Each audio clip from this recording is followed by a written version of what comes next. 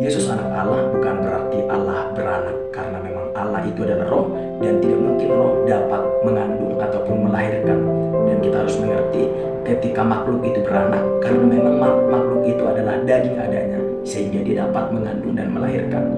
Dan kita harus mengerti bahwa Alkitab itu harus memberi pengertian kepada kita dari sudut pandang Alkitab itu sendiri.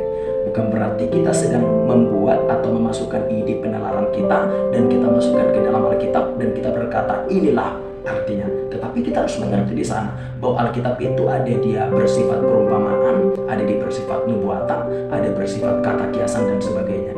Dan ketika Yesus berkata, "Aku adalah anak Allah," itu adalah sebagai bentuk kata kiasan yang menegaskan kepada orang-orang yang ada di hadapannya bahwa dia adalah Allah itu sendiri.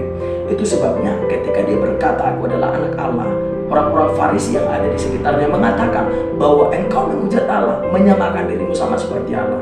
Ketika engkau berkata, "Aku adalah anak Allah," itu sama saja engkau menyatakan dirimu Allah.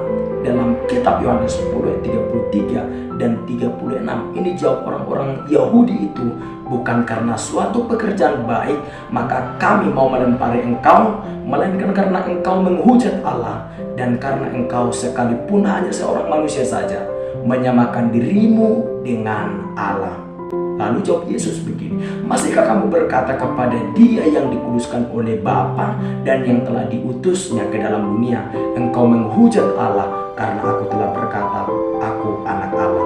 Jadi kita harus memahami bahwa Alkitab itu harus boleh memberi pengertian kepada kita dari sudut pandang Alkitab itu, bukan dari sudut penalaran kita, sehingga kita tidak masuk ke dalam jurang kekeliruan tersebut. Dan di sini kita boleh mengerti ketika Yesus berkata, "Aku adalah anak Allah," sama saja dia mengatakan dia adalah Allah itu sendiri. Dan orang-orang Farisi sangat tepat mengartikan itu dan mengatakan engkau telah menghujat Allah, menyamakan dirimu sama seperti Allah. Dan di sini begitu clear bagaimana Yesus berkata dia adalah Allah itu sendiri dalam bentuk kata kiasan. Dan ada banyak lagi ayat demi ayat di mana di dalam Alkitab bahwa Yesus adalah Allah. Sama halnya ketika dia berkata, "Sebelum Abraham aku telah ada."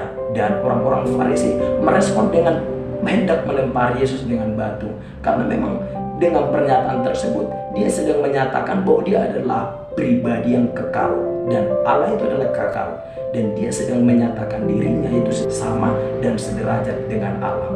Dan di sini kita boleh mengerti bahwa Yesus adalah anak Allah itu adalah sebagai bentuk kata kiasan bahwa Yesus adalah Allah itu sendiri, bukan berarti Allah beranak. Kiranya penjelasan singkat ini boleh memberkati